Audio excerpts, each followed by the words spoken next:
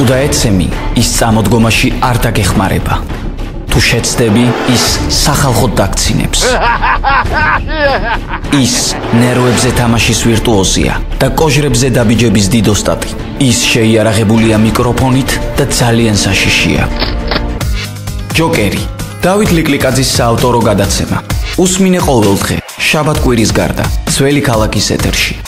ჯოკერი, სასაცილოა.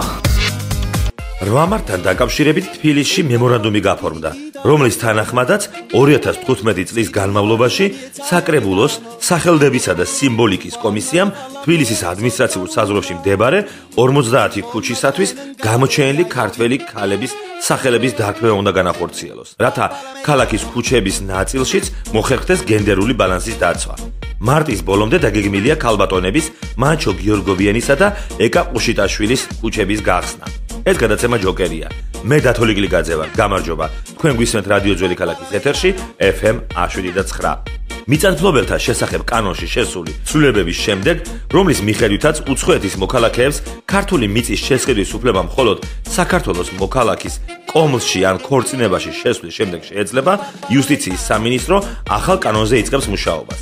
აღნიშნული კანონი წაახალისებს შერეულ ქორწინებებს და შესაძლებელია ქართულ სისხლს და ხორცს ჩინური და ინდური შეერიოს, რაც დაუშვებელია. აღნიშნულის პრევენციას იუსტიციის სამინისტრო გეი ქორწინების ლეგალიზაციაში ხედავს, თუმცა გარკვეული შეზღუდვებით.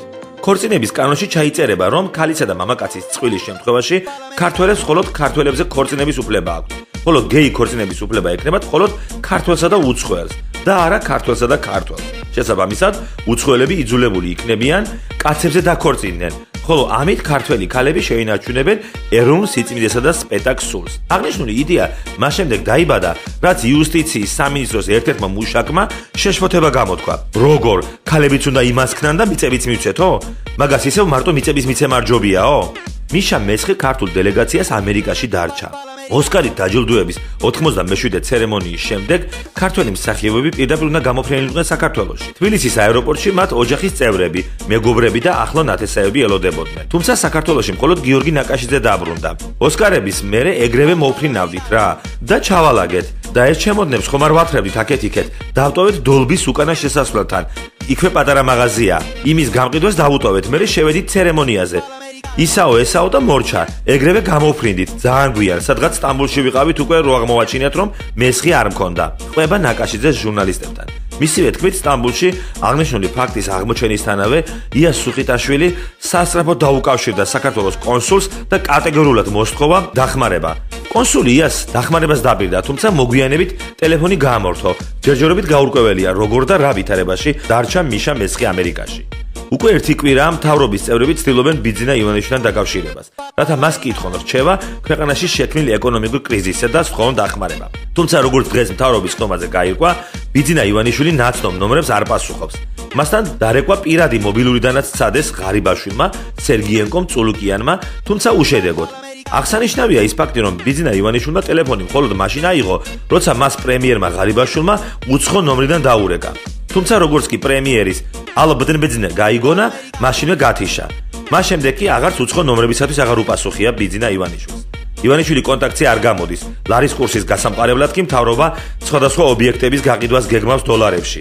მათ შორის გასაყიდად გამოტანილია ეკონომიკის სამინისტროს მოქმედი შენობა. ეს გადაცემა ჯოკერია. მე დათო ლიკლიკაძე ვარ. შევხვდებით ერთმანეთს რადიო ძველი ქალაქის ეთერში ყოველდღე შაბათ-კვირის გარდა. თუ დაეცემი, ის წამოდგომაში არ დაგეხმარება. თუ შეცდები, ის სახალხოდ დაგცინებს. ის ნერვებზე თამაშის ვირტუოზია და კოჟრებზე დაბიჯების დიდ ოსტატი. ის შეიარაღებულია მიკროფონით და ძალიან საშიშია.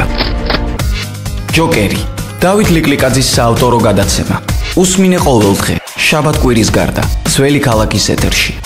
ჯოკერი, სასაცილოა.